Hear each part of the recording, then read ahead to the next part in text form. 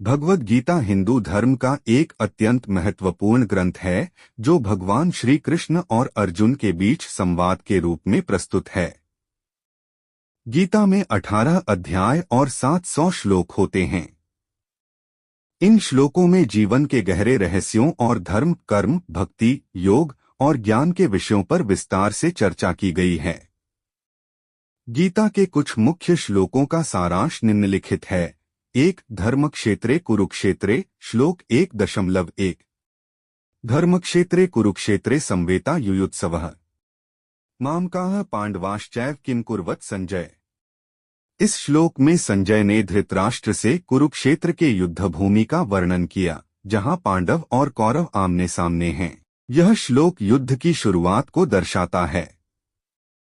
2 न हि देहभृता शक्य श्लोक 2.13 देहिनोऽस्मिन् यथा देहे कौमारं यौवन जरा तथा देहांतर प्राप्तिर्धीरस्तत्र न मुह्यति।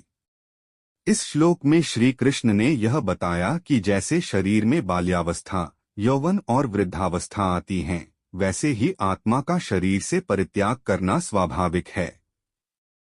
आत्मा नष्ट नहीं होती, वह शाश्वत है।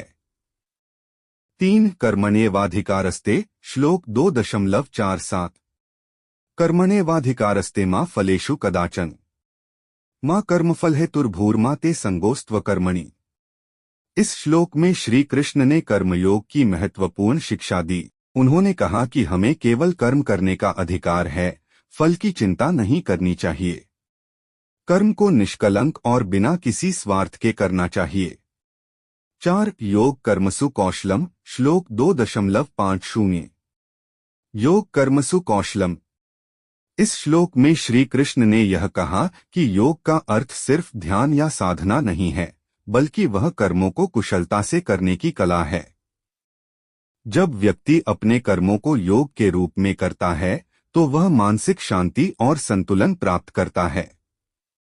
5 सर्वधर्मान परित्यज्य श्लोक 18.66 सर्वधर्मान परित्यज्य मामेकं शरणं व्रज अहं त्वा सर्वपापेभ्यो मोक्षयिष्यामि मा शुचः।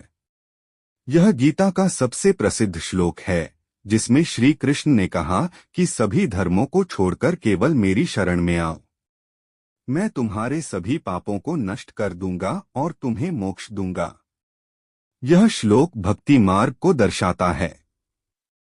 6 तस्मिन् स्थिते जगत् सर्वं श्लोक 10.20 तस्मिन् स्थिते जगत् सर्वं प्रवर्तते निहार्यत। यह श्लोक श्री कृष्ण के विराट रूप का वर्णन करता है, जिसमें वे कहते हैं कि सभी वस्तुएं और जीव मेरे भीतर स्थित हैं। मैं ही संपूर्ण ब्रह्मांड का कारण हूँ। 7 अह सर्वस्य प्रभो श्लोक 10.8 अह सर्वस्य प्रभो मत्तः सर्वं प्रवर्तते इति मत्वा भजन्ते मां बुधा भाव समन्विता। श्री कृष्ण ने इस श्लोक में कहा कि मैं ही सर्वभूतों का उत्पत्ति, पालन और संहार करने वाला हूँ।